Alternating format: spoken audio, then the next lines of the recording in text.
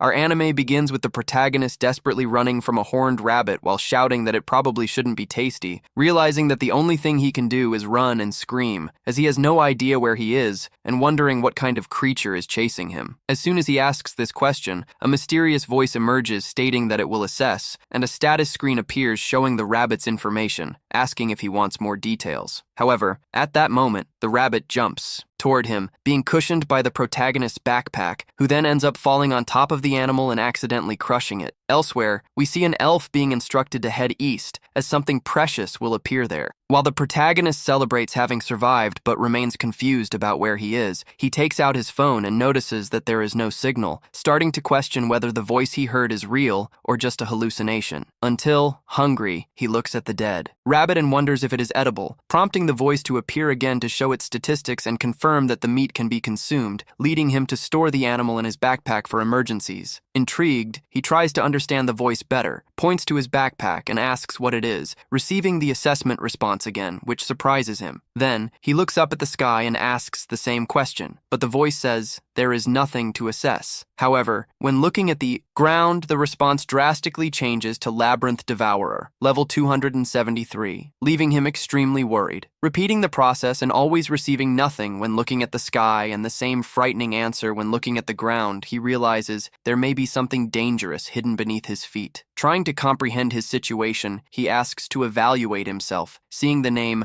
Manabi Ribike correctly, but becoming confused upon seeing species human and class assessor, as he has always been just an ordinary student and there were never any classes in his world. Then he asks who the voice is, and it replies that it is a status support but cannot provide personal information. Analyzing his skills, he realizes that he possesses several and tries to use one of them.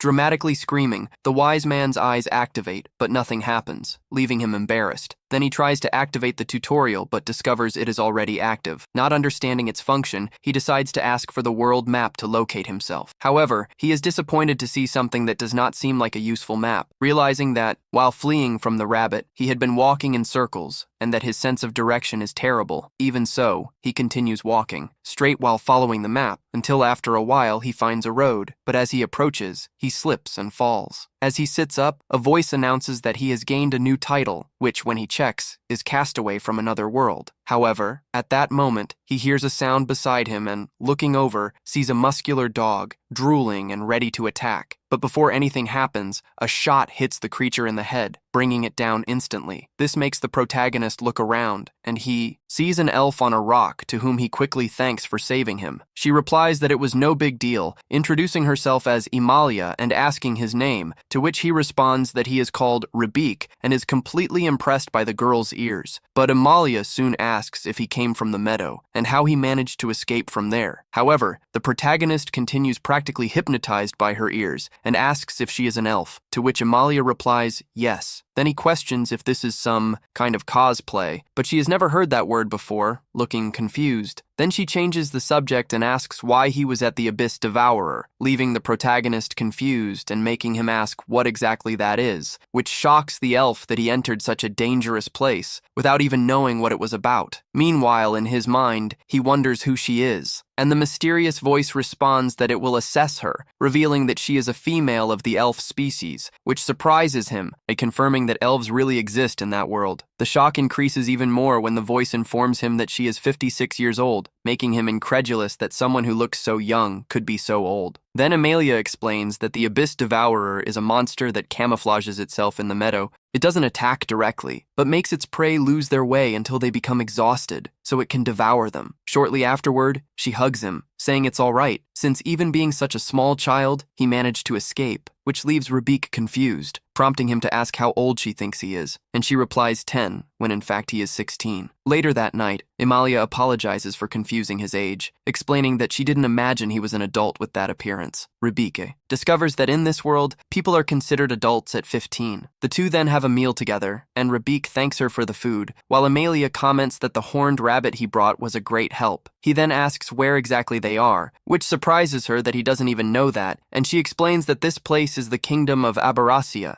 Rabike then says he came from a place called Japan, but the elf has never heard of that name, which finally makes him accept the reality and conclude that he really ended up in another world. Emalia tells him to sleep because she will take him to the city the next day and then activates a protective spell so they can rest peacefully without worrying about monsters. While she observes the boy, she thinks she has never seen clothes like his, considering him quite peculiar, and begins to suspect that the important something mentioned by the spirit might just be him, becoming curious about who he really is. Next, we see a girl named Mani waking Rabik and complaining about how absent-minded he is, telling him to drink the special from Mani to wake up. As he drinks the coffee, he compliments it, saying it's very good, causing Mani to comment that he is starting to refine his taste, to which he replies that he's almost an adult, although he hasn't grown much. While Mani and Kyuko try to cheer him up, saying that one day he will still grow, a friend jokes that because he is small and cute, he ends up doing well with older women. But Rabike denies it, saying it's just an impression.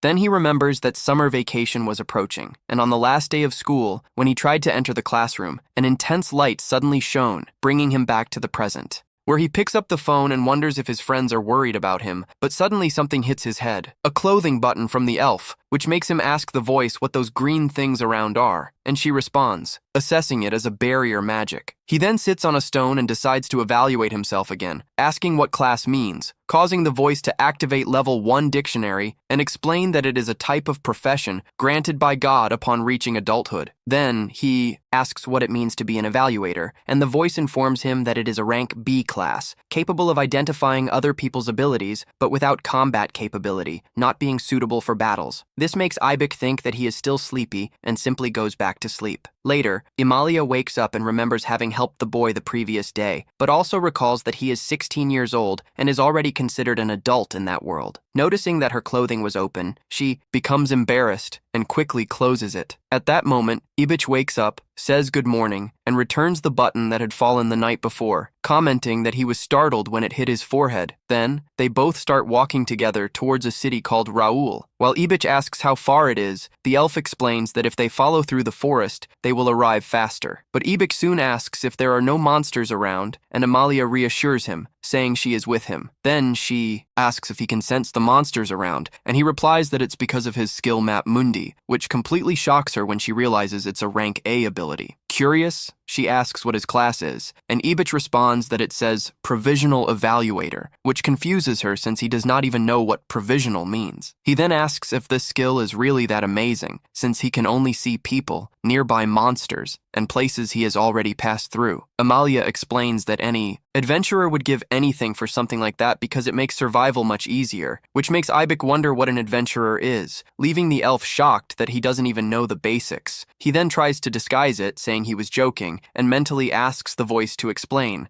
and she responds that adventurers are people affiliated with the Adventurers Guild who take on missions like hunting monsters, capturing them, and collecting materials. Upon understanding better, Imalha comments that it now makes sense he was able to escape from the maze devourer. Then, looking at him with a smile, she says that he is someone without common sense, ignorant, and completely clueless, which prompts Rabik to ask if she has any friends, hitting her directly, since she really has none. But he quickly says that she does, because he is her friend, making her extremely happy. Then, Rabik opens his world map and detects something nearby, a crystal-horned rabbit, which leaves Imalha shocked again. When asked if it is different from a common rabbit, she explains that it is completely different, being extremely rare, and can be used to create a panacea or sold for about 200 gold coins. The two then head to the location, and Rabike uses his appraisal ability, identifying that the rabbit has a skill called Escape, making Imalha warn them to approach cautiously. But he explains that he also has a sensing ability, while she uses two techniques to prepare, sound cut and odor cut, which makes her compliment Rabik, saying that his skill is impressive and that many adventurer groups would want him, as he can locate even rare things. Although he says that his class is not combat-oriented, she responds that he can stay in the back while others fight. Then, somewhat awkwardly, she asks if he would like to form a party with her, but Rabike was distracted and asks her to repeat, causing her to feel embarrassed and say it was nothing, thinking it seems like she is throwing herself at him. While he imagines that she must be lonely for not having friends, she then prepares her bow, and Rabik asks where the arrows are, to which she explains that she is a spirit archer, capable of using the blessing of spirits to turn the wind into arrows. she then shoots, and a scene worthy of a movie occurs. But in the decisive moment, when the arrow almost hits the rabbit, it uses its escape ability and escapes, leaving both of them completely stunned and Imalha.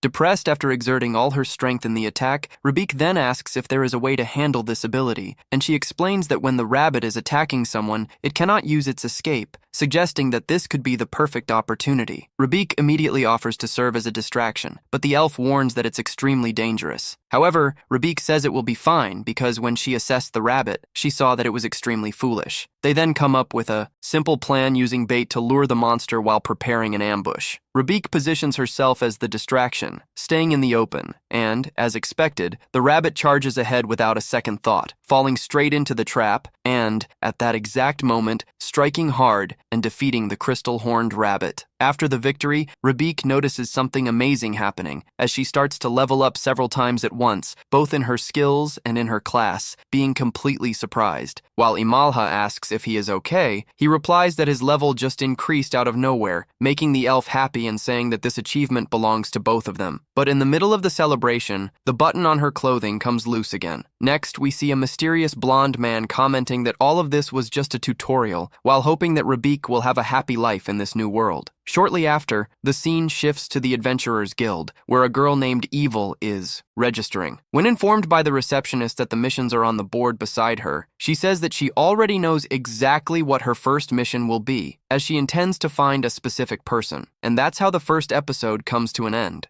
Rabike and Amalia finally arrive in the city of Rovel, where everything seems more bustling and filled with curious glances. Noticing that his clothes would attract a lot of attention, Amalia quickly puts a cloak over him, explaining that it would be better to avoid standing out. She then pragmatically comments that, with the money obtained from the horned rabbit, it would be a good idea to buy better clothes, along with armor and an appropriate sword for him. Curious, Rabike asks how much a gold coin is worth, but upon receiving a disapproving look from Amalia, he tries to brush it off, saying it was just a joke. Still, he turns to his support to discover the actual value, and when comparing it with his memories, finds out that a single gold coin is worth about 10,000 yen, which leaves him completely shocked and makes him understand why Amalia had been so excited about the reward. Noticing his innocence, Amalia gently touches Rabike's face and seriously warns him that in this place, he should avoid saying senseless things, as there are dangerous people who might try to take advantage of him. The two then head to the Adventurers Guild, and as soon as they enter, some adventurers start commenting. One of them provocatively says that Amalia finally managed to form a group. Another observes Rabik with suspicion, stating that he doesn't look like an adventurer, and sarcastically asks if she has started working as a babysitter. Shortly after, another group of adventurers approaches and directly asks if Rabike is the rookie. Amalia confirms without hesitation, explaining that they have just met, making it clear that despite the doubts and comments around, this was a new partnership that was just beginning. They wish the rookie good luck and leave. Then, Amalia explains that this group is known as the Silver Banner. She then takes Rabike to a receptionist and says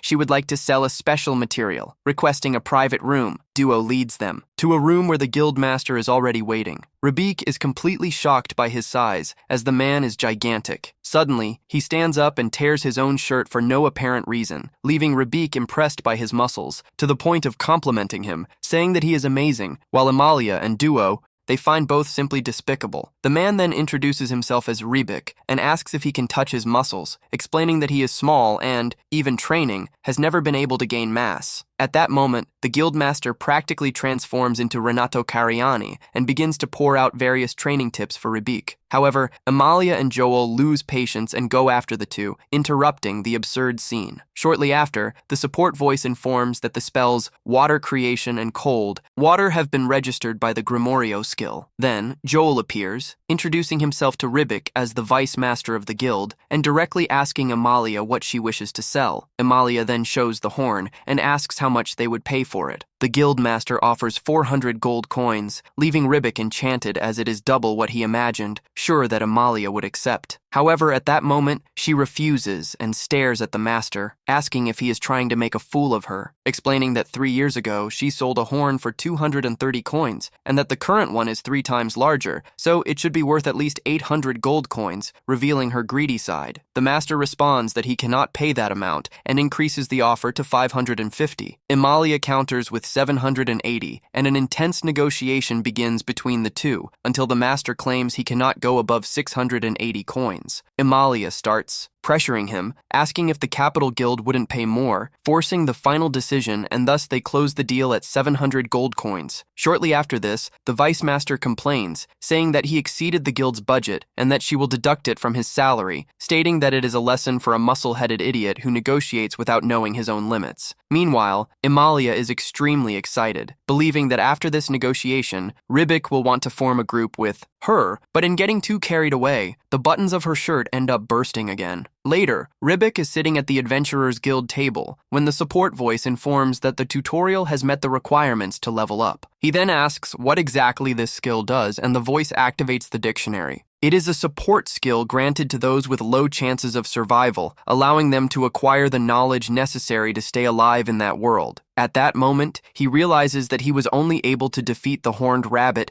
thanks to this help, and thanks the god of that world for receiving such a skill. However, he soon hears another voice in his mind telling him to revere. More confused, Rybak wonders whose voice that is, and it responds by claiming to be the god who is supporting him, saying that it will help him as long as it can, but warns him to be careful and not die. Soon after, the supportive voice informs him that now that the tutorial has leveled up, the support from the companion has ended, leaving Rybak confused about what that means. But at that moment, Amalia returns. Shortly after, a receptionist named Mito approaches her, saying she has received a new mission. Upon checking the message, Amalia explains to Rybak that she needs to leave the city for a while. It is a mission sent by her homeland, and she cannot refuse it. At that moment, Rybak understands that the companion mentioned by the supportive voice was Amalia herself. Then, the scene shifts to another adventurer inside a cave, looking for something but without success. She decides to search elsewhere and returns to the city. Amalia asks if Rybak will be okay alone, and he replies that she does not need to worry. Then she asks what he intends to do now, and he decides that he will try to become an adventurer, since even without having a combat class, there are still missions he can accept. Amalia then recommends that he stay at the same inn where she was, hands him a map, and tells him to look for Portania. Finally, she bids farewell, stating that they will meet again soon. Running distractedly through the city, Amalia accidentally bumps into the other adventurer and quickly asks if everything is okay. At that moment, a guard approaches questioning the situation, but Amalia replies that everything is under control and explains that she just received an urgent mission and needs to return to her homeland. Then the other adventurer asks if her destination is the land of elves, and upon receiving confirmation, says that she is also heading that way and asks to accompany her. The scene then returns to Rybak.